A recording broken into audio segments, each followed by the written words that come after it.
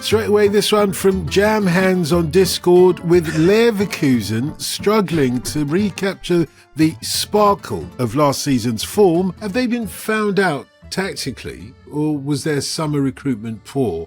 Or was it always going to be a case of Nack der Bürgermeister show? Lars, you can translate that, can't you?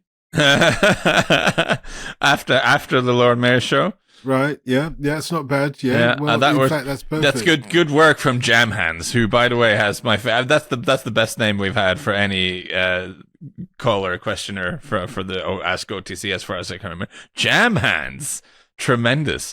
I guess you could say Leverkusen have at times this season looked as if they have jam hands. That kind of works. I don't think they've been found out tactically. Really, I wouldn't go there with it. I just think they've lacked a little bit of energy. They've lacked. I mean, it's a woolly answer, but I think there must be such an emotional come down, like after last season when they did this incredible and historic thing, that the thing that shouldn't be possible, that they somehow did, and in such a dramatic way as well, with all the comebacks all the time. I don't think you would blame them for having a jolly summer, the players who were there. And I also just think emotionally, I think it's really hard to reset and go again with the same intensity. So that's my inclination really watching them. I don't think they're radically different really. It's just they're just a little bit sloppier and a little bit less focused, I feel, watching them. So I think that's where it is. I think the funny thing is, because of the achievements of last season, it's easy to miss that a lot of the seeds of difficulty from this season was sown in the back end of last season, once they'd already won the league or once they're in the back end of it. I mean, because we know them as the team that can get out of any difficult situation, and, it felt as if Liverpool had to score the fourth goal against them, so that they're definitely dead at this point in the Champions League this week.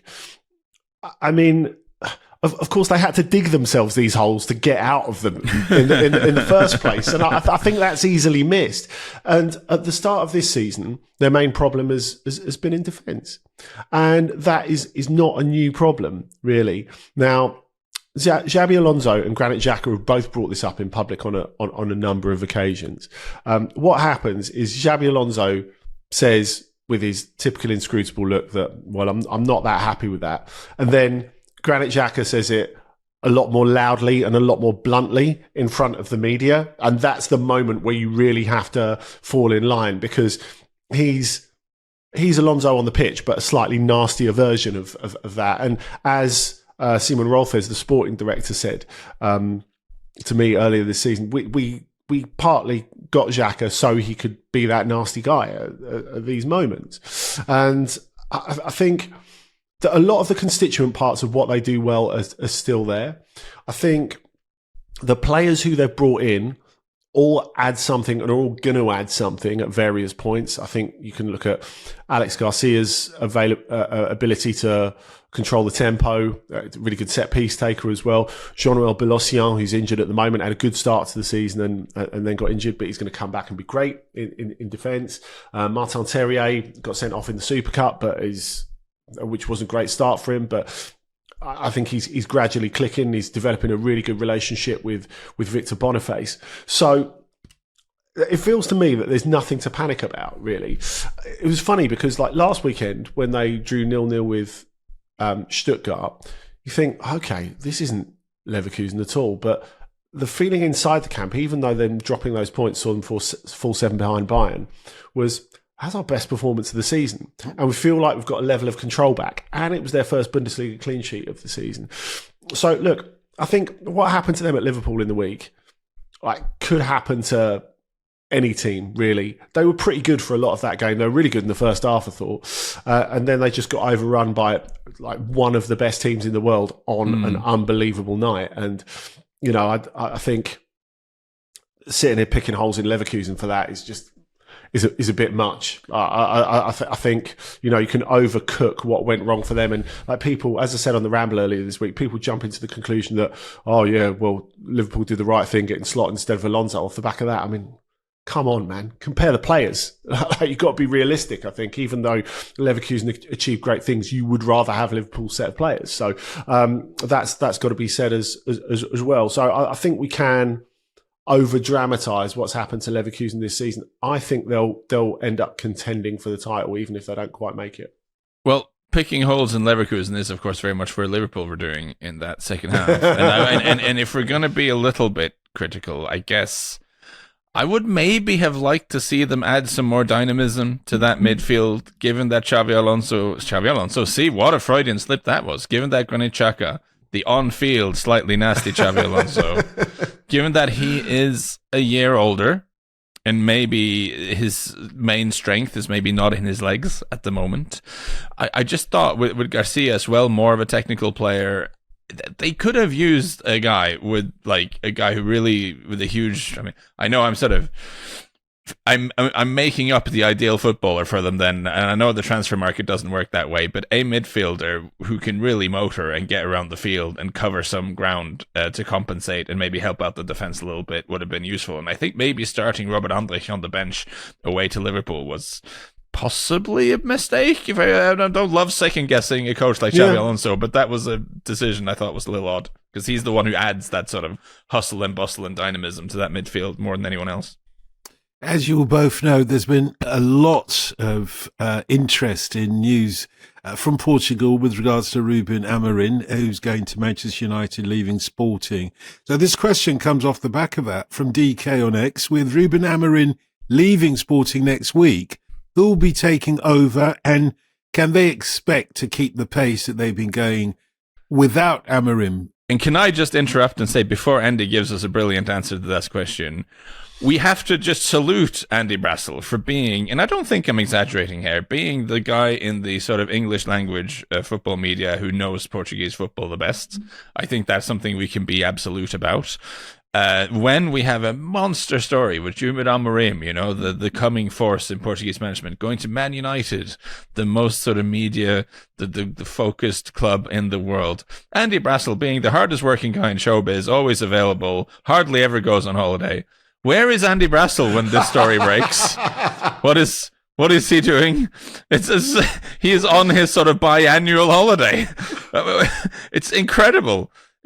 How did that happen? And also, before you answer the question like a serious human being, can you tell us, where were you when you got the news that Amorim to United was happening? What was your first thought when you were on holiday and this happened? Yeah, the same as you, really. Timing. But as far as Sporting continuing goes, I mean, I was in Italy while this was happening, which is obviously, even given Manchester United's globalness, was a little bit nonplussed by it. Of course, the Roma story was everywhere as well at the time, and we were in Rome. But with Amorim, I actually think he's not only done great work in the last 4.5 years, he's left a really good legacy as well. It was underlined as the perfect send-off when they beat Manchester City. Of course, it's not the send-off because they've still got to go to Braga at the weekend, as we pointed out in Game of the Week in yesterday's main OTC show.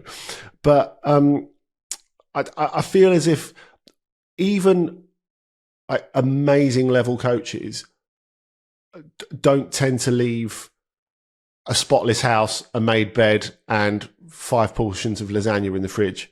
But I feel that's what Amorim has done.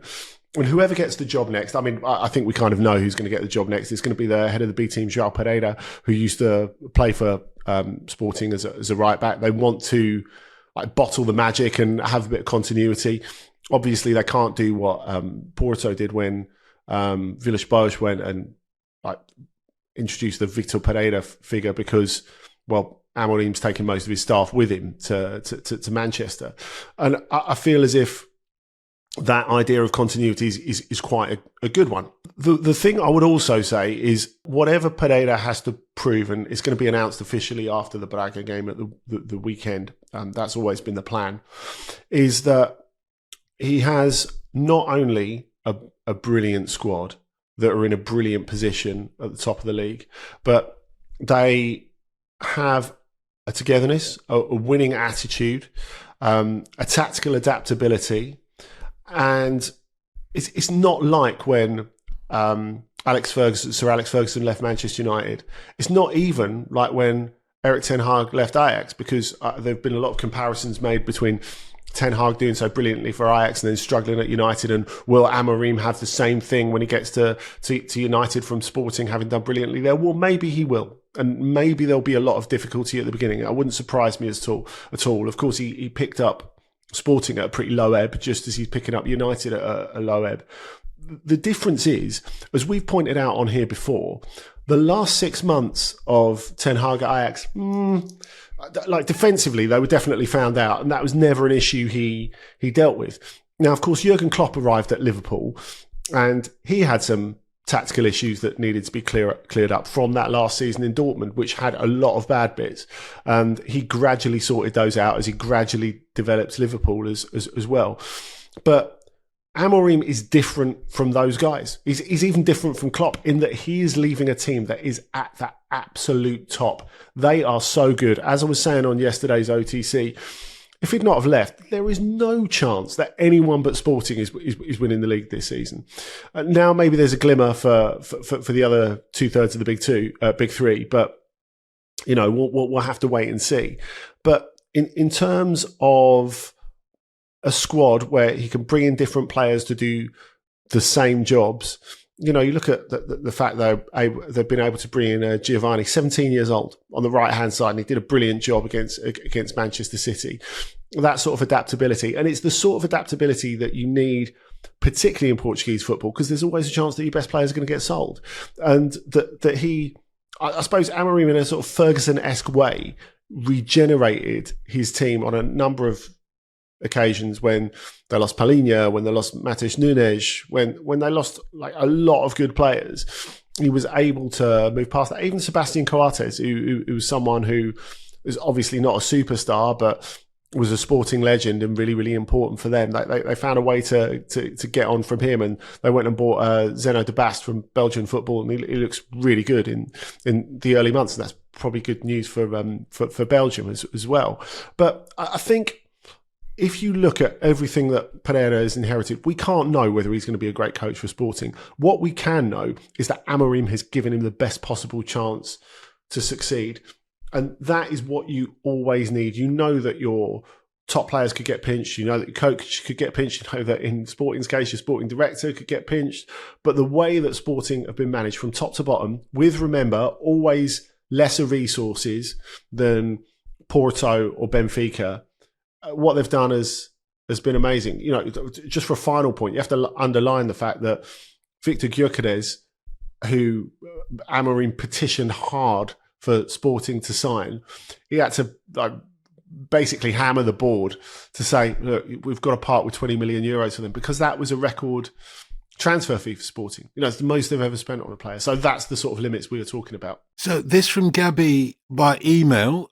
Lars, after such a successful season last year, was the decline that we've seen from Girona predictable or expected, despite the plaudits given to their manager, Michel? Yeah, very predictable. And the reasons are very simple. There's really no need to overcomplicate this.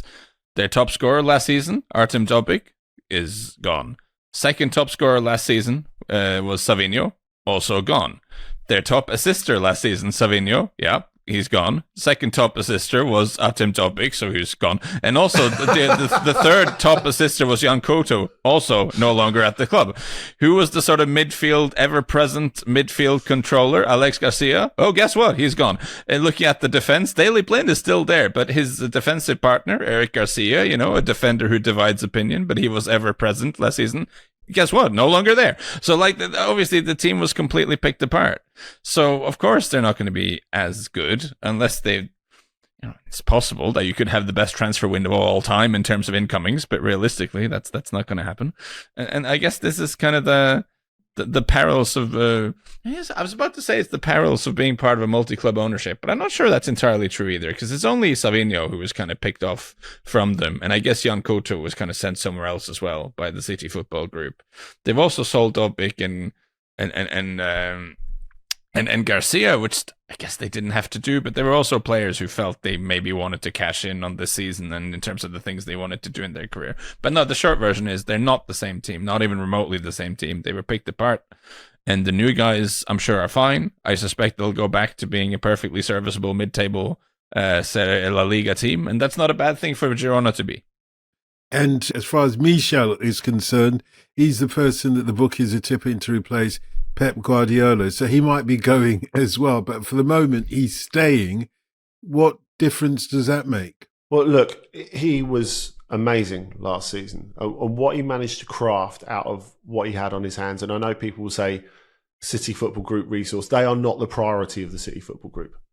I think that much is pretty clear, and they're playing with relatively small magic beans in terms of La Liga, even with the financial flattening of it in recent years. As Lars pointed out brilliantly, you can't argue with the player loss that they've had. I mean, it still would be extraordinary to see him take on a job of the scale of City, but I would love to see him have a crack somewhere else different, because with a little bit more resource, he's a coach with imagination. He's a coach who wants to attack. He wants his teams to play brave football, which they did. They didn't defend their way to the top four last season and to a title challenge. They were just brilliant to watch. They were the best team to watch in La Liga last season, hands down for me. And so to see him apply those principles elsewhere, and there's a limited amount, I agree, to what he can do this season, because you look at the team they've got, and I mean that with no slight to Bojan Miovski or Donny van der Beek or the players they've brought in. To see him do that somewhere else would be really interesting. This question from John on X. It's not a bad one. Rodri's Ballon d'Or win has been widely covered, but with him out for the rest of the season, who is currently the best defensive midfielder in European football? Yeah, I love this question because it's interesting in that it's really difficult to answer, and it feels like it kind of shouldn't be. You start thinking, oh, who is the second best defensive midfielder? And it's hard. And I would even, I feel like we have to define terms as well. Like a defensive midfielder, what does that actually mean in 2024? Because with most teams favoring the kind of possession game, the sort of deeper midfielder has a really important role in terms of what you do in possession, arguably more important than what you do out of possession. Like the days when your holding midfielder was just a guy who would either sit there or run around and kick people. That's not what they do anymore. Like they are essentially the guys who set the tempo and everything. And I ended up wanting to flag up Inter's Hakan Çalhanoğlu as a strong candidate in this field. And he talked about himself as the best number 6 in the world, I think, a while back. And that was that sounds ludicrous. But if you take Rodri out of the equation and you look around the continent and you think who is actually doing a better job consistently for a successful team? Because Bayern have a huge problem in this position. That's why they were so desperate to bring in Joao Palhinha, and he hasn't quite found his place in the team yet. Someone like Tchouaméni at Real Madrid is increasingly becoming a bit of a scapegoat for the fact that their midfield isn't working as well after Kroos left. Where else do you go with that question? I think it's really difficult to answer. So I'm going to give a shout out to Hakan Çalhanoğlu, who's maybe not quite as good as he thinks he is, but you know what? He's not far off. You know what? If we're talking about that sort of defensive midfielder who's a passer, which I think is really worth bringing up. I think, first of all, we have to start with Martin Zubimendi of Real Sociedad, because he was brilliant when he came on in the Euro final and helped them get over that loss of Rodri. Funnily enough, if we're talking of defensive midfielders who want to play on the ball a little bit too much, a bit like in the old days in England, how we used to say, we don't want central defenders to pass the ball. We just want them to tackle and lace it into the stand. And we're past that now, fortunately. But, it takes a while to get over. As you say, Lars, it takes a while to get over those predefined parameters of what we think a player in that sort of position should be. Funnily enough, Zubimendi last weekend, who is a great player and I think would have been a great get for Liverpool if they could have got that over the line. It's funny because this week, when they got their much needed win at Sevilla, or last weekend, I should say. They got their much-needed win at Sevilla. He nearly gave a goal to Kelechi Iheanacho, just overplaying, not really looking, passing the ball straight back to him, and Iheanacho managed to dribble around the goalkeeper and then miss it. But I think that the fact that Zubimendi sort of dictates the flow of traffic, not just in the way he plays, but in the sort of player he is. Because I think, as you say, Lars, there are lots more. There's a lot more compulsion to have a ball player in there. It was interesting, like last weekend when Dortmund rolled over Leipzig, for example. Nuri Sahin said he took copious notes when, as I said in my Guardian column last week, when he was a player, of what his coaches did. And one of them was when Dortmund first played Leipzig in the top flight, and he took some notes on the system that they played against Leipzig. And because Leipzig and Red Bull teams often tended to play this 4-2-2-2, they wanted Tuchel wanted a passing midfielder in there to be able to distribute and make the most of the fact that they were quite compact to sort of spread the play. And so obviously that player was meant to be Sahin. Sahin was injured, so Julian Weigl did it instead. But he thought, hang on. He was reading through his notebooks and he thought, I've got a plan here for when we play Leipzig. And he played Felix Metscher, who's obviously signed as an attacking midfielder from Wolfsburg and disappointed a little bit so far. He put Metscher in that spot and he did really, really well. And on the other hand, you look at the Champions League this week, PSG having Vitinha in that role. They left themselves way too open in a game that they should have won. And if they couldn't win, they should have at least got a draw out of. Then again, we can go back and say that Liverpool, who certainly in pre-season looked as if they had a massive hole in that number 6 point, their midfield is now working brilliantly. And sometimes you've got Gravenberch in that deeper role. Sometimes you have Curtis Jones there, who's got an enviable range of passing. Sometimes he leaves Gravenberch there and he makes the runs into the box, sort of Lampard-esque or Brian Robson-esque runs into the box. So, yeah, the short answer is the position is, as Lars just said in the first place, is evolving big time. And I wanted to mention Vitinha, actually, because he's a player that came to mind, but then he kind of goes forward a fair bit.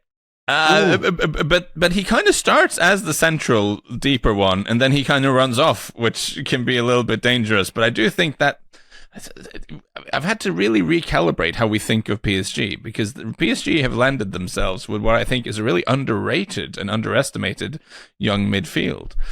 With Warren Zaire-Emery, with Vitinha, and with Neves in there. Those are all pretty young guys who I think are really good in different ways, even if they're not Galacticos, any of them. And it wouldn't shock me if, like, 3 or 4 years from now, we talk about that as being one of the best midfields in the world. I think they can grow into being that good. But you're right, the balance there, they need to figure out who does what, because the Vitinha is magnificent, but he does like to get forward. Well, as you both will know, that the games in Spain this week marked the fact that parts of Spain, Valencia in particular, suffered horrendous floods, deadly floods that, as we speak now, have claimed the lives of at least 200 people, and that death toll looks like it will rise. So this question from Miguel on Instagram puts the whole, I think, football firmament into a perspective. He asks, after the horrific flooding in eastern Spain, what are Valencia doing to help the region recover? Well, there have been a few sort of individual examples, one of which being Marcos Llorente, who was seen helping flood victims on his own, and actually kind of went. He asked the club for permission to leave and to go and help, and left early on in the morning and bought. I believe he bought something like 400 pressure washers, something like this, and loaded them up in a couple of vans and kind of went down there to help out. And just to be clear, Lars, when you say that he asked the club for permission, the club being Atletico Madrid, not Valencia. Mm-hmm. Yeah. And well, of course his club, yeah. And I guess there's something almost symbolic about that, in that there's been a lot of the story in Spain has been criticism of the government, of the authorities, for not doing enough collectively to help the victims, and not doing enough collectively. So instead, what we're seeing is individual people who have the means and opportunity to do so go and help. And he has also shared a message online, Llorente, questioning the government's managing of the situation. And as I understand it, he's not alone in being a little bit critical of the way that's been handled. Well, we saw the way the King and Queen were treated, with mud slung at them. So there's, as you would expect, there's a lot of anger around the reaction from the authorities. But from what Lars is saying, Andy, football is playing a part in supporting the victims of this. Yeah, and I think really it's one of the benefits of the social media age when you look at the stuff beyond Valencia. Now, of course, we have to focus on Valencia. Of course, they have turned the Mestalla into an aid centre. They're not playing again this weekend. They won't be playing this side of the international break. So their efforts are concentrated on real life rather than sport at the moment, as they should be. But I think we've seen in the social media era the amount of information that people take on quickly, and henceforth their desire to take direct action is something that's a really positive thing in this age. We've seen Vinicius Junior privately raising money amongst the squad at Real Madrid. Real Madrid have made a big contribution as a club, but he's done stuff on his own as well. Of course, we can't forget in this, not just on the first weekend, the Valencia and Real Madrid game that was postponed, but the Villarreal Rayo Vallecano game, of course, Villarreal play just like less than an hour up the road from Valencia, so it's their region as well. They are wearing a black kit this weekend to commemorate the people who've passed away during the floods, and they've also as a club contributed over 500,000 euros to aid agencies, including the Red Cross. So they're staying fully implicated with the community. That they want to make their own tributes, of course, as well as helping with the aid efforts. Yeah, well done, football in Spain, not least. Thank you for listening to Ask OTC. If you'd like to ask a question, you can contact us at any time at Radio Dotun, at Andy Brassel, at Lars Sivertsen, or at OTC Pod. And you can email us, otc@footballramble.com.